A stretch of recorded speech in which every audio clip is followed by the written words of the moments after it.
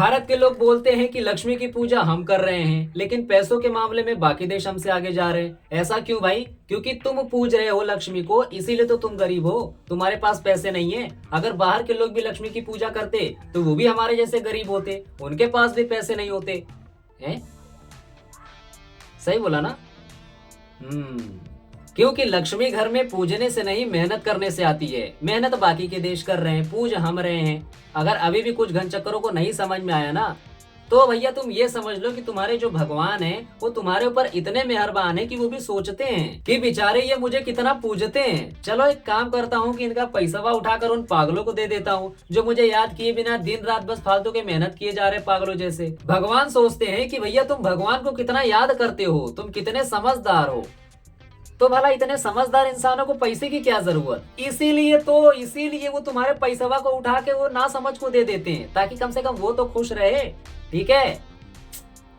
बाकी भैया इससे ज्यादा मैं तुमको नहीं समझा सकता। कुछ समझदार लोगों के लिए एक बात बोलने जा रहा हूँ, तो तुम थोड़ा ध्यान से समझना। ठीक है? सिर्फ कुछ आड़ भक्त के लिए नहीं भैया, आड़ भक्त को ये बातें नहीं समझ में आएंगी। ठीक है? अगर तुम बिना मेहनत के पैसे को पूज रहे हो, उसको चूम रहे हो, तो एक टाइम पर वो पैसा तुम्हारे गांड पर लात मार के चले जाएगा। ठीक है? लेकिन अगर तुम उसी पैसे को सिर्फ अपने मेहनत के जरिए घर में ला रहे हो, और उसको अगर तुम अपने पैरों के तले कुचल भी दोगे ना, तो भी वो पैसा तुम्हारे किडनी से चिपक के रहेगा। ठीक है? अगर भारत को छोड़कर बाकी के देश लक्ष्मी की पूजा करते और सारे भगवान बाहर की दुनिया में पैदा होते, सिर्फ भारत देश को छोड़कर, तो आज हम दुनिया पर राज करते, सबसे ज्यादा ताकतवर होते, सबसे ज्यादा पैसा हमारे पास होता, हम अंग्रेजों को गुलाम बनाते, फिर वो हमसे आजाद होते, उनके यहाँ पर 15 अगस्त मनाए जाते, उनके यहाँ पर लड्डू बंटते, वहाँ पर बेरोजगार पैदा होता, वहाँ पर अनपढ़ पैदा होता, पढ़ा लिखा अनपढ़ पैदा होता, वहाँ पर छुआछूत की बीमारी होती, वहाँ पर जात पात के नाम पर लड़ा जाता, वहां पर धर्म के नाम पर लड़ा जाता, वहां पर भाषा के नाम पर लड़ा जाता, वहां पर अपने से छोटी जात बिरादरी वालों को नीच समझा जाता, फिर वहां पर कोई आम्बेडकर जैसा विद्वान पैदा होता और हर एक इंसान को बराबरी का इज्जत दिलवाता, वहां पर रिजर्वेशन सिस्टम होता, वहां पर चाय बेचने वाले पूरे देश को बेचते, वहां का पूरा सरकारी सिस्टम और मंत्री सिस्टम करप्ट होता, वहां के मंत्री जात पात के नाम पर, धर्म के नाम पर, भाषा के नाम पर लोगों को भड़काते, वहां के मंत्री अपने देश के एजुकेशन सिस्टम को अच्छा बताते, लेकिन वो खुद के बच्चों को हमारे जैसे विकसित देश में पढ़ने के लिए भेजते। उन मंत्रियों के बच्चे हमारे देश के बड़े बड़े अच्छे यूनिवर्सिटी से पढ़कर अपने गरीब देश में जाकर बड़े बड़े काम करते, हर एक सेक्टर में अपनी पकड़ बनाते, वहाँ के आम जनता को कंट्रोल करते, ताकि वहाँ की जनता ज्यादा सोच ना पाए, और जो अनहेल्दी डेंजरस बिजनेसेस होते वो हमारे यहाँ से बंद होकर उनके देश में खुलते, सिर्फ बिजनेसमैन और डोनेशन लेने वाली पार्टियों को फायदा पहुँचाने के लिए। इसके वजह से आम जनता को नुकसान पहुंचता, उनके हेल्थ के लिए ये चीजें सही नहीं होती। ये चीजें जानते हुए भी वहाँ की गवर्नमेंट इसके लिए कुछ नहीं करती। वहाँ के लोग प्रोटेस्ट करते कि हमारा हसदेव काटा जा रहा है, हमारी अरावली काटी जा रही है। वहाँ के लोग हमारे देश के AQI से अपने देश के AIQ को कंपेयर करते, वहाँ के लोग अपने देश के डेवलपमेंट को हमारे देश के डेवलपमेंट से कंपेयर करते। पॉल्यूशन की वजह से वहाँ पर तंदूरी को बैन किया जाता, वहाँ की सड़कें खराब होती, वहाँ के लोग हर एक नदी को, हर एक समुद्र को माता लक्ष्मी, सरस्वती सब नाम से जान जाते, फिर गंगा को भी मैया के नाम से जानते, और फिर उसी मैया को दूषित करते, उसी में नहाते, उसी में हगते, उसी में मूतते, उसी में 10 बार डुबकी लगाते, बिना ये जाने कि वो पानी हमारे सेहत के लिए कितना हानिकारक है। ठीक है? सिर्फ हमारे यहाँ पर उन चीजों को, हमारी चीजों को पवित्र करने पर लोग तुले हुए हैं। ठीक है? कि हम जितने भी कर्म कांड कर रहे हैं, जितने भी अच्छे अच्छे छोड़ो, यहाँ पर सब बुरे ही कर्म कांड है। ठीक है? वहाँ के लोग पवित्र होने के लिए उस गंगा मैया में हगे मुते पानी में 10 बार डुबकी लगाते कि भैया हम संवर जाएंगे, हम पवित्र हो जाएंगे। ठीक है? उनके देश की बात कर रहा हूँ कि ऐसा उनके देश में होता। वहाँ के लोग गाय को माता मानते, वहाँ के लोग मंदिर में बने गाय की मूर्तियों की पूजा करते, उसकी सेवा करते, पूड़ी आलू खीर सब चढ़ा देते, लेकिन सामने खड़ी एक जिंदा गाय को पूछते तक नहीं, देखते तक नहीं। वहाँ के लोग गाय को अपनी माता मानते, और फिर जिस धर्म के लोग गाय को अपनी माता मानते, उसी धर्म को सपोर्ट करने वाली पॉलिटिकल पार्टी उन्हीं लोगों से चंदा लेती, और जो पॉलिटिकल पार्टी उस धर्म को अपना बताकर लोगों को अपना प्रिय बताती, वही पॉलिटिकल पार्टी पर्दे के पीछे कुछ और पर्दे के आगे कुछ और करती। हमारा रुपया मजबूत होता, उनका डॉलर गिरता, उन देश के बच्चों के टैलेंट को बाकी पूरी दुनिया पहचान लेती, लेकिन वो देश खुद अपनी ही बकचोदी और देश को लूटने के आदत से अपने देश के लोगों के टैलेंट को ही नहीं पहचान पाता। उनको सिर्फ यही पता होता कि पैसा सिर्फ लूट कर आता है, 10 जगह 10 तरीके का टैक्स ठोक कर आता है, पैसों का फ्लो बनाने से नहीं। उनके देश के टैलेंटेड लोगों को बाकी के देश के लोग उनका टैलेंट पहचान कर उनको ऑफर देकर अपने देश में बुलाते ताकि वो ग्रो कर सके, लेकिन वो बकचोद लोग अपने देश का नाम रोशन करने के लिए डटे रहने की वजह से रातों रात गायब करवा दिए जाते, क्योंकि उनको ये नहीं पता कि अगर उनका ब्रांड सक्सेसफुल हो जाता तो कुछ लोगों को बड़े बिजनेसेस से मिलने वाली फंडिंग बंद हो जाती, जिसके वजह से उनका बहुत बड़ा नुकसान होता, क्योंकि उनको ये नहीं पता होता कि वहाँ के कुछ लोग टैलेंट के बजाय पैसों की कदर करते हैं। वहाँ पर सरकार में कमियां निकालने पर वहाँ के सरकारी चमचे उनको घर से ही उठवा लेते, वहाँ पर किसानों को तोड़ा जाता, वहाँ पर जो सरकार गलत करती उनके खिलाफ प्रोटेस्ट करने वालों को पीटा जाता, वहाँ पर जो जात पात धर्म विकास के खिलाफ बोलता उसको पाकिस्तानी घोषित कर दिया जाता, वहाँ पर बड़े जात बिरादरी वाले लोग अपने से छोटी जात बिरादरी वालों की सालों तक मारते, लेकिन जब यूजीसी आने का भनक लगता तब उनकी जलकर राख हो जाती। तब उनको ये डर लगने लगता कि भैया यूजीसी आने के बाद अब छोटी जात बिरादरी वाले लोग बड़े लोगों की मारेंगे, जिसके वजह से वो अपनी बिरादरी वालों को बचाने के लिए रास्ते पर प्रोटेस्ट करने के लिए उतर जाते। अब उनको समझ में आता है जब अपने आजादी पर बन आती है, जब अपने जान पर बन आती है। लेकिन हमारे इस देश के तार्किक और समझदारों के लिए ये बड़ी दुख की बात है, लेकिन इनके भक्तों के लिए ये बड़ी गर्व की बात है कि सारे भगवान, सारे देवी देवता, सारे लक्ष्मी, सारे देवताओं के उड़ने वाले वाहन और सारे इच्छाधारी हमारे इस प्यारे देश में जन्म लिए।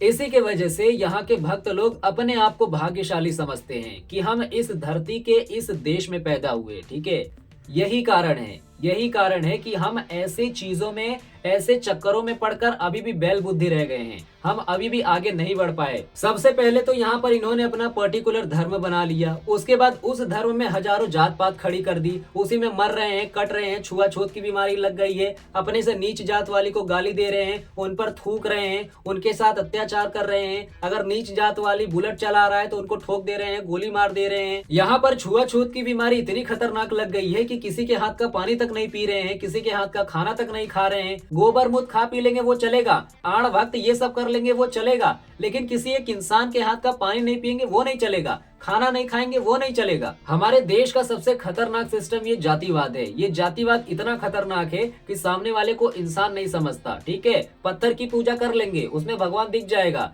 लेकिन एक अक्खे इंसान में इंसान नहीं दिखता। सबसे बड़ा कारण हम इंसानों को अलग रखने का भारत में यही एक ही चीज है, जातिवाद। अगर जब तक ये नहीं खत्म होगा तब तक इंसान एक नहीं हो पाएगा। ठीक है, ये रियलिटी है। चाहे तुम कुछ भी कर लो, चाहे तुम कितने ही नए नियम कानून क्यों न ला दो, लेकिन जब तक ये जातिवाद जड़ से खत्म नहीं होगा बाकी देशों की तरह, तब तक हम एक नहीं हो पाएंगे, एक थाली में नहीं खा पाएंगे। हाँ, वो अलग बात है कि जेनजी जो हैं वो अपने क्लासरूम में एक दूसरे के साथ पंडित भी मिलके खा रहा है, चमार भी मिलके खा रहा है, ठाकुर का भी लड़का मिलके खा रहा है, सब साथ में मिलके खा रहे हैं, इनको कोई प्रॉब्लम नहीं है। प्रॉब्लम इनके माँ बाप को है, इनके समाज को है।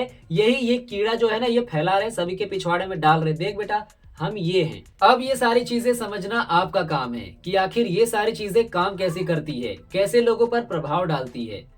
नहीं तो चलो मैं ही बता देता हूँ। अगर हमारे देश में जात पात, धर्म, अलग भाषा, अलग पहनावा, अलग संस्कृति नहीं होती, तब हम सिर्फ विकास की तरफ बढ़ते। हमारी एनर्जी सिर्फ एक तरफ बहती, अपने और अपने देश के विकास के लिए। ठीक है, आज हम चाइना, अमेरिका वालों के साथ काम कर रहे होते, उनको टक्कर देते। ठीक है, टक्कर नहीं भी देते, कम से कम आधे पर तो पहुंचते हैं। लेकिन आज हालत हमारी ये है कि साला आधे का आधा भी नहीं है हम लोग। हमारे यहाँ के लोग बोलते हैं कि हम चाइना को हरा देंगे, ये कर देंगे, वो कर देंगे। अरे तुम क्या कर लोगे? कुछ नहीं कर पाओगे। वो तो अपने कंपटीशन में तुमको कॉम्पिटिटर भी नहीं देखते भाई, सोचते भी नहीं है, देखने की तो दूर की बात है। बस हमारे यहाँ के लोग फेंकते हैं कि हम चाइना वालों को कॉम्पीट करेंगे, हम ये कर देंगे, वो कर देंगे। आज थू है तुम्हारे ऊपर। तुम चाइना के बारे में जानते क्या हो? कुछ नहीं जानते तुम। अरे भाई, वो लोग फ्लोर पर सिटी बना के रहते हैं। फ्लोर समझ में आता है? जो अनपढ़ गवार को नहीं पता, मैं बता रहा हूँ, ये जो बिल्डिंग का वो होता है ना, लिफ्ट ऊपर नीचे करते हैं, ऊपर जाते हैं फ्लोर पे, तो वो लोग फ्लोर पर सिटी बना के रहते हैं। है। हम क्या फ्लोर बनाएंगे भाई, हम तो ढंग से नीचे ही नहीं रह पा रहे हैं, ढंग से सड़क ही नहीं बन पा रहा है, फ्लोर बनाएंगे हम। यहाँ पर स्पेस टेक्नोलॉजी का रोड इनसे संभल ही नहीं रहा है, स्पेस टेक्नोलॉजी का ब्रिज संभल ही नहीं रहा है, ये भाई कहाँ से फ्लोर बनाएंगे हैं। तो तुम थोड़ा नीचे रहो, थोड़ा अगर सुन के थोड़ा इज्जत समझ में आया रहेगा तुम कहाँ हो ना, तो समझ जाओ। चाइना का मंत्री ऐसा है कि वहां पर लोगों की फटके 4 हो जाती है, पूरा खानदान याद रखता है, चू तक नहीं करता उसके लिए, ठीक है। और हमारे यहाँ पर तो हमारे मंत्री की फाड़ देते हैं लोग भाई, यहाँ पर इज्जत ही नहीं है उनके मंत्री की। हमारे देश के पीएम को एआई से नचवा दे रहे हैं, हमारे देश के पीएम को एआई के जरिए मुंह से गाली दिलवा दे रहे हैं। मतलब यार हमारे देश के प्रधानमंत्री की कोई इज्जत ही नहीं है, मीम बना फिरा है। ये करेंगे देश का विकास है, हमारे देश के हर एक कोने से हर एक बंदा इनको गाली दे रहा है, इनकी कोई इज्जत ही नहीं है। तब सोचो तुम किस तरीके से हमारा देश विकास करेगा है। जब हमारे देश के प्रधानमंत्री हर एक इंसान के अंदर अपनी इज्जत नहीं बढ़ा पा रहे हैं तो देश को कहां से बढ़ा देंगे भाई। हमारे देश के प्रधानमंत्री अपने देश की जनता के लिए इतना अच्छा काम किए हैं कि अगर इनको 2 मिनट के लिए बिना बॉडीगार्ड के भीड़ में छोड़ दिया जाए तो अगले तीसरे मिनट में ये दिखेंगे ही नहीं, फिर पता चलेगा कि भैया हमारे पीएम साहब अगले दिन कहाँ नदी नाले में मिले हैं। अब इन सारी चीजों के आने से हमारे समाज में लोग अपने आप को ऊपर नीचे समझने लगे, ठीक है। अब हालांकि ये अच्छी बात है कि भैया हमारे समाज में इतने तरीके की भाषाएं बोली जाती हैं, करीबन 400 से ज्यादा भाषाएं बोली जाती हैं, अलग अलग तौर तरीके से लोग यहाँ पर रहते हैं, अलग अलग तरीके का खान पान पाया जाता है, अलग अलग तरीके का रीति रिवाज पाया जाता है, जो कि ये सारी चीजें हमारे समाज में एक इंसान को दूसरे इंसान के साथ जोड़ने का काम करती है, आपस में प्यार बांटने का काम करती है, ताकि लोग मिलजुल कर खुशी से रह सकें। तो ये हमारे लिए एक अच्छी बात है, हमें गर्व करना चाहिए, हमारे लिए ये गर्व की बात है। लेकिन हमारे देश में मौजूद कुछ बकचोदों की वजह से इस देश में इतनी अच्छी अच्छी चीजें होने के बावजूद कुछ जाहिल इनका इस्तेमाल सिर्फ लोगों को नीचा दिखाने के लिए करते हैं, ठीक है। और ये जाहिल सिर्फ आम आदमी नहीं है, बड़े बड़े पदवी पर अधिकारी हैं, ठीक है, बड़े बड़े राजनेता भी हैं, जो कि सिर्फ अपने फायदे के लिए दो लोगों के बीच नफरत पैदा करते हैं। अगर ये राजनेता नहीं होते, इसमें शामिल नहीं होते, तो हमारे समाज में जितने भी लोग जात पात के नाम पे लड़ रहे हैं, भाषा के नाम पे लड़ रहे हैं, धर्म के नाम पे लड़ रहे हैं, तो ये सारी चीजें नहीं होती, ठीक है। अगर हमारे देश का सिस्टम इतना मजबूत होता तो आज के समय में लोग दूसरे के जात बिरादरी को, दूसरे के धर्म को, दूसरे के बोली भाषा को छू तक नहीं करते, ठीक है। अगर ऐसा करते तो उनके पिछवाड़े में डंडा कर दिए होते। लेकिन भैया जब राजनेता ही इसमें बम फोड़ रहे हैं, वही इसमें शामिल है, तो क्या किया जाए। अगर हमारे देश के लीडर चाहते तो इन चीजों को कब का सॉल्व कर दिए होते, ये कोई बहुत बड़ी बात नहीं है भैया। एक कानून लाते तो सब लपेटे में आ जाते, जो भी चूचा किया ना किसी धर्म के खिलाफ, किसी जात पात के खिलाफ, किसी बोल भाषा के खिलाफ, तुरंत अंदर लपेटा जाते, ठीक है, मामला शांत। जहां पर 10 लोगों को देखते कि भैया वो लपेटा जा रहे हैं, दूसरे लोगों का खुद ही मुंह बंद हो जाता। फिर चाहे वो कितना ही बड़ा इंसान क्यों ना हो, उसका कितना ही कनेक्शन क्यों ना हो, उसके पास कितना ही पावर क्यों ना हो, सब धरा का धरा रह जाता, ठीक है। लेकिन ऐसा नहीं हो सकता भाई हमारे समाज में, ये सब मिलजुल के काम करते हैं यहाँ पर। और यहाँ की अंधभक्त जनता भी इतनी बकचोद है कि भैया इनको इतना आसान गेम ही नहीं पता चल रहा है कि ये राजनेता लोग इनका इस्तेमाल किस तरीके से कर रहे हैं। भैया जिन आड़ भक्त को नहीं पता कि ये किस तरीके से इस्तेमाल कर रहे हैं तुम्हारा, मैं बता दे रहा हूँ, तुम थोड़ा समझ जाना, ठीक है, अपना दिमाग लगाना थोड़ा। सबसे पहले तो ये किसी जात पात, धर्म या पर्टिकुलर भाषा की साइड लेंगे, ठीक है, जहाँ पर जनसंख्या ज्यादा होगी। अगर पहले से किसी पार्टी का वहां पर कब्जा है तो उसको छोड़ देंगे, उसके नीचे यहाँ पर आ जाएंगे, ठीक है। अब वहां पर कब्जा करेंगे, उनको अपने तरफ करेंगे, उनका ध्यान अपने तरफ खींचेंगे, ठीक है। कैसे खींचेंगे? सबसे पहले तो वो उनके जात पात को अपना समझेंगे, ठीक है, अपने धर्म को अपना बताएंगे, उनकी भाषा को अपना बताएंगे कि भैया हम भी तुम्हारी कदर करते हैं, तुम्हारी संस्कृति की कदर करते हैं, तुम्हारी भाषा की कदर करते हैं, तुम्हारे धर्म की कदर करते हैं, जात पात की कदर करते हैं। जिसके वजह से जो उस तरफ के लोग रहेंगे उस पार्टी के, ठीक है, पर्टिकुलर भाषा को मान लेते हैं कि किसी पार्टी का वो समर्थन कर रहे हैं, ठीक है। तो जो नेता उस पर्टिकुलर कैटेगरी की साइड लेता है तो उसके साइड की जो भी जनता होती है उनको ऐसा एहसास होता है कि भैया ये तो हमारी फिक्र करता है, मतलब हमारी उन्नति चाहता है, भैया प्रगति चाहता है, तो हम इनको ही सपोर्ट करेंगे। और यही वो चाहते भी हैं। और इस चीज को और मजबूत करने के लिए वो आपके अंदर उनके प्रति और नफरत पैदा करेंगे। कैसे? भैया वो आपको 7वें आसमान पर चढ़ा देंगे, आपकी तारीफ कर करके, आपकी जात बिरादरी, आपके धर्म, आपकी भोली भाषा जो भी है, यहाँ पर पर्टिकुलर आपके जात पात, धर्म, आपकी भाषा की ये बहुत ज्यादा तारीफ करेंगे, जिसके वजह से आप बहुत ज्यादा खुश हो जाएंगे, ठीक है। जिसके वजह से ये सामने वाले को तकलीफ पहुंचेगा कि भैया ये हमारी साइड नहीं ले रहे हैं, उनकी साइड ले रहे हैं, ठीक है। हमेशा उनके लिए ही सोचते हैं, हमेशा उनकी ही तारीफ करते हैं, हमेशा उनकी ही डेवलपमेंट की बातें करते हैं, हमारी तो कुछ करते ही नहीं है, सुनते ही नहीं है। ऐसा कौन सोचेगा? सामने वाले लोग, ठीक है, जो जिनके प्रति आपके अंदर नफरत पैदा किया जा रहा है वो पार्टी सोचेगी। तो इस सिचुएशन को ध्यान से अगर देखा जाए तो इसमें जो राजनेता जिस तरफ है उस तरफ की जो जनता है वो अंधभक्त बन जाती है, ठीक है, बिना सोचे समझे अपना दिमाग लगाए चीजों को मानना चालू कर देती है, करना चालू कर देती है, जो भी राजनेता करते हैं, ठीक है, जो भी कहते हैं। बाकी इन नेताओं को ना तो तुम्हारी जात बिरादरी से कोई फर्क पड़ता है, ना उनकी जात बिरादरी से फर्क पड़ता है, ना तुम्हारी बोली भाषा से फर्क पड़ता है, ना उनकी, ठीक है, कुछ नहीं फर्क पड़ता। ये किसी का भला नहीं चाहते, वो सिर्फ दिखाने के लिए चाहते हैं कि भैया हम इनका एक का भला चाहते हैं, बाकी दूसरे का वैसे ही नाश किए, लेकिन रियलिटी में वो दोनों का ही नहीं भला चाहते भाई, ठीक है, ये समझो। तुमको ऐसा दिखता है कि वो सिर्फ मेरा चाह रहे, अरे मर जाओगे तुम भैया, भिखारी बन जाओगे, और यही चल भी रहा है, ठीक है। लोगों को अब नहीं समझ में आ रहा है, कब समझ में आ रहा है, पहले तो ये सपोर्ट कर देते हैं, बाद में जब बुलडोजर घर पे चलता है ना तब समझ में आता है, रोते भाई रोते, क्या रोने से क्या होगा भाई, समझो। तो यहाँ पर इनका मेन फंडा है कि किसी पर्टिकुलर कैटेगरी की तरफ इनका ज्यादा झुकाव रहे, ठीक है, ताकि इनको वहां से सपोर्ट मिल सके। अगर वहां पे ज्यादा जनसंख्या हुई तो, ठीक है, तो यहाँ पर एहसास दिलाना होता है, यहाँ पर एहसास का मामला है। अगर तुम्हारे अंदर एक इंसान के अंदर एहसास दिला दिए तब तुम इसके कब्जे में हो जाओगे, इनके, ठीक है, इनके।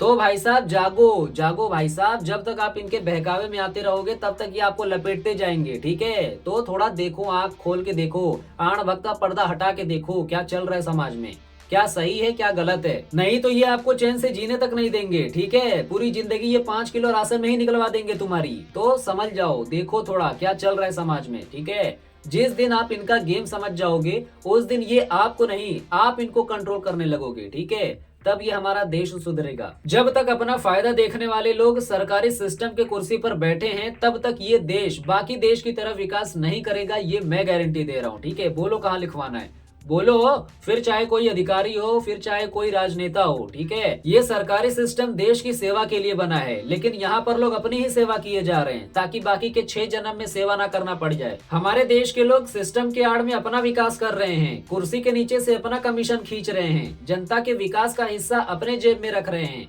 इसीलिए इनके पदवी के सैलरी से ज्यादा इनका नेटवर्थ झलकता है, बूझे, इसीलिए रेड पड़ने से पहले इनकी गांड फट जाती है। अब हालांकि छोटे मोटे लोग पकड़ा जाते हैं, लेकिन जो बड़े लोग होते हैं वो फेविक्विक से चिपका के रखते हैं, तो ना तो फटने का डर है और ना ही कुछ खोने का डर है और ना ही डर का डर है। मतलब यार तुम सोचो कि जब पूरा सिस्टम इनके ही हाथ में है तो कौन सा अधिकारी जाएगा इनके झोली में हाथ डालने, बता दो तुम मुझे, कौन जाएगा बताओ, जाएगा कोई नहीं भैया, उनको भी तो अपना रोजी रोटी चलानी है, नौकरी प्यारी है ना सबकी, सब चीजों सब लोग को यही कंट्रोल कर रहे हैं, तो कौन जाएगा, उसको नौकरी तो गंवानी नहीं है, चाहे कोई कितना ही बड़ा अधिकारी हो, है तो उसके अंडर ही ना।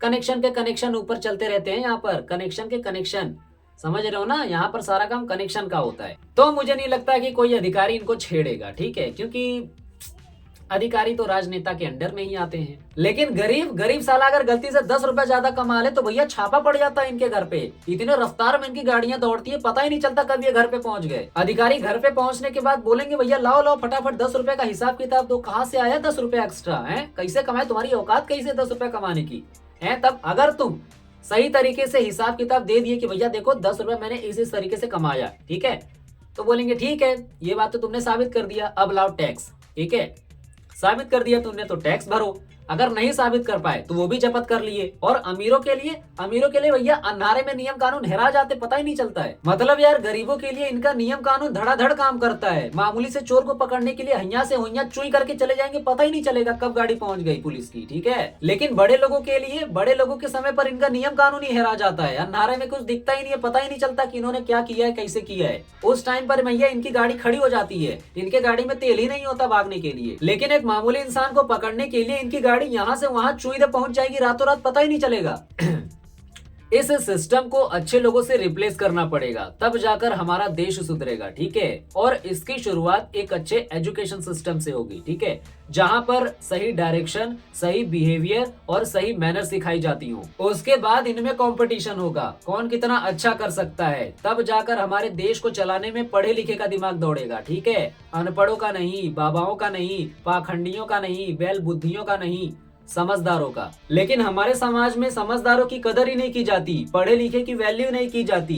हमारे देश में इतने लोग होने के बावजूद तुम्हें लगता है कि वो कुछ नहीं कर सकते हैं? अरे हमारे देश के लोगों को बनाया ही लंगड़ा लूला गया है ताकि वो कुछ ना कर सके, सही तरीके से हुकूमत ना कर सके, सही तरीके से देश को डायरेक्शन ना दे सके। जब हमारे देश की जनता ही बकचोद है, एक एक पौए में, एक एक साड़ी में, कुछ हजार के नोटों में बिक जा रही है, तब उनको कहां से पता चलेगा भैया कि समझदार कौन है, पढ़ा लिखा कौन है, बकचोद कौन है, कौन देश को संभाल सकता है, किस डायरेक्शन में कौन आदमी किस तरीके से लेके जा सकता है, उनके दिमाग में कैसे घुसेगा, तब देश कहां जाएगा। इसी तरीके से यही हाल होगा हमारे देश का। नहीं तो हमारे देश के हर एक छोटे से छोटे गांव में एक से एक टैलेंटेड बंदे देखने को मिल जाएंगे। ठीक है, गवर्नमेंट उनको सपोर्ट तो करे, कम से कम उनके टैलेंट को पहचाने तो सही, तब जाकर हमारे देश का असली रंग निखर कर आएगा। लेकिन हमारे यहाँ पर नए नए टैलेंटेड लोगों को ही रातों रात गायब करवा दिया जा रहा है, उनके टैलेंट को ही नहीं पहचान रहे हैं, तो गरीबों को क्या खाक सहारा देंगे ये हैं? जब यहाँ की सरकार ही इस चीज को सीरियस नहीं लेती, इस चीज को जड़ से नहीं समझती, इस चीज को सपोर्ट ही नहीं करती,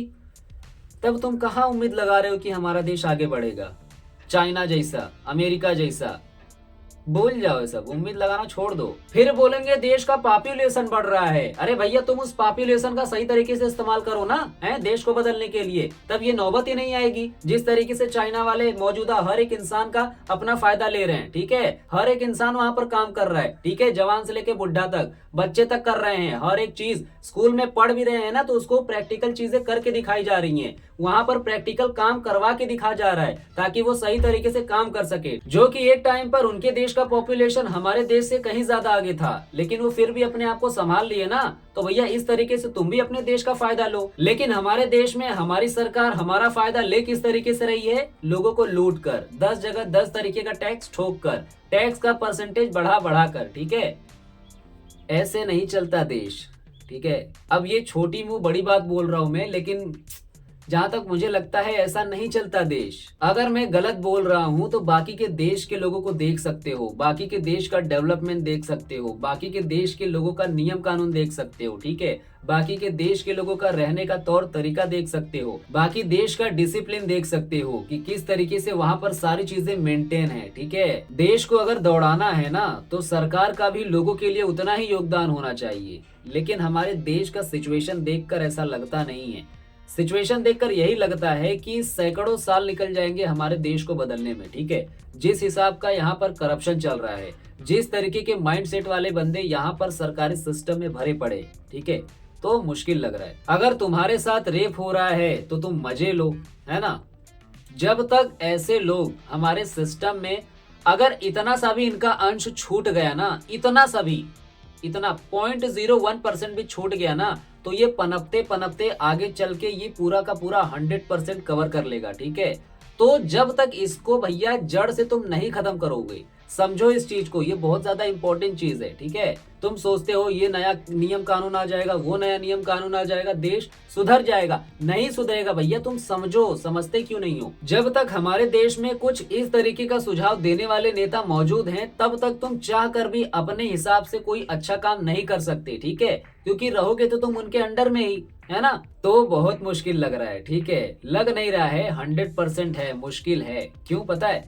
क्योंकि अगर तुम बाहर के किसी भी कंट्री में, डेवलप कंट्री में झांक कर देखोगे ना, तो वहां पर बेसिक बेसिक चीजों में, बेसिक बेसिक कामों में इतना डेवलपमेंट हो चुका है कि भैया हमारा दिमाग वहां तक सोच ही नहीं पाता। ठीक है, अगर सिर्फ मोबाइल उठाकर तुम किसी भी देश के बारे में जानना चालू करोगे ना, तो तुम्हारा दिमाग खुल जाएगा। ठीक है, कि किस तरीके से कितने हाई लेवल तक वो पहुंच चुके हैं। लेकिन हमारे यहाँ का सिस्टम बाबाओं से, अंधभक्तों से, पाखंडियों से, बेरोजगार से, करप्शन करने वाले लोगों से, लूटने पाटने, भ्रष्टाचार करने वाले लोगों से भरा पड़ा है। क्योंकि हमारे देश के सरकारी सिस्टम की पीढ़ी भी बाकी लोगों की तरह अपने ही रेस में दौड़ रही है। अगर आपको अपने देश को सच में सुधारना है, तो सबसे पहले आपको यहाँ के बनावटी खेल को खत्म करना पड़ेगा। ठीक है, बनावटी, फालतू, काल्पनिक चीजों को देश से, जड़ से हटाना पड़ेगा। ठीक है, 1% भी नहीं छोड़ना, 1% छोड़ो, 0.1% भी नहीं छोड़ना, 0.01% भी नहीं छोड़ना, नहीं तो ये पनपते पनपते आगे चलकर ये बहुत ही खतरनाक रूप ले लेगा। ठीक है, क्यों? क्योंकि आज के समय में 90% भारतीयों के दिमाग पर इन्हीं चीजों का कब्जा है। ठीक है, क्योंकि इन्हीं चीजों का रिश्ता हमारे भारत के लोगों के फ्यूचर से बहुत गहराई तक जुड़ गया है।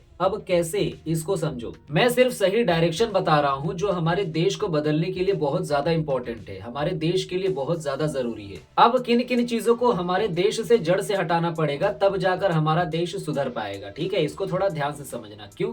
क्योंकि ये थोड़ा सा सेंसिटिव टॉपिक है, तो आप थोड़ा सा बैलेंस कर लेना। अब अगर इन बातों से कुछ लोगों को बुरा लगता है तो उनके लिए मैं सॉरी बोलता हूँ, लेकिन जिनको ये बातें समझ में आ रही हैं, ये बातें मैं उनके लिए बोल रहा हूँ। ठीक है, कुछ समझदार लोगों के लिए जिनके पास थोड़ा दिमाग है। लेकिन अगर आप अंधभक्त हैं, अगर आपके पास भी थोड़ा दिमाग है, तो आप भी इस चीज को अच्छे तरीके से समझ सकते हैं। जिसमें से सबसे पहले आता है जात पात, दूसरा आता है अंधविश्वास, तीसरा आता है पाखंडवाद, चौथा आता है अलग अलग तरीके की लक्ष्मी देवी देवताओं की काल्पनिक कहानियां। इन सब से दूर, जब तक ये सारी चीजें हमारे देश में रहेंगी तब तक यहाँ का कुछ नहीं होने वाला। जब ये सारी चीजें हमारे देश से जड़ से गायब हो जाएंगी, तब जाकर हमारे यहाँ के लोग, हमारे देश के लोग आगे का सोच पाएंगे। क्योंकि ये सब फैलाने वाले सिर्फ कुछ ही लोग हैं और मानने वाले करोड़ों लोग। इसीलिए करोड़ों लोग अंधविश्वास में जी रहे हैं, करोड़ों लोग पाखंडवाद को फॉलो कर रहे हैं, अलग अलग तरीके की लक्ष्मी देवी देवताओं के पीछे पड़े हुए हैं, और जो इनको क्रिएट किए हैं वो इन पर राज कर रहे हैं, अपना धंधा चला रहे हैं। और यही लोग भारत के हर कोने में छाए हुए हैं। क्यों? क्योंकि भैया बाहर तो इनकी दाल गलेगी नहीं, इनकी इलॉजिकल कहानियां बाहर काम आएंगी नहीं, तो इनको भीख कौन देगा, पैसे कौन देगा, जिसकी वजह से इनका धंधा चल सके हैं। तो ये सारी चीजें सिर्फ हमारे भारत में ही हो सकती हैं। क्यों?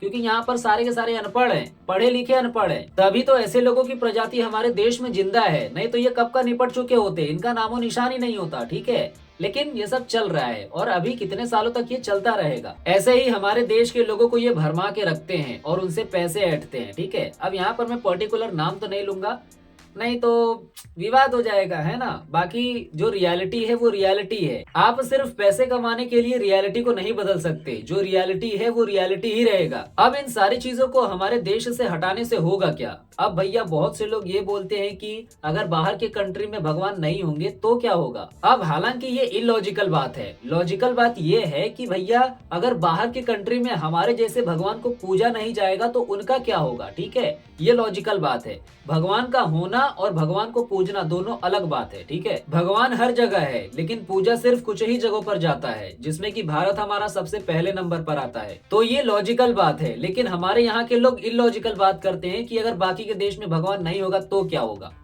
जवाब जानना है ना? चलो मैं बता देता हूँ कि अगर बाकी के देशों में भगवान नहीं होगा तो क्या होगा। यानी अगर लॉजिकल भाषा में समझा जाए तो अगर बाकी के देशों में भगवानों को नहीं पूजा जाएगा तो क्या होगा, है ना।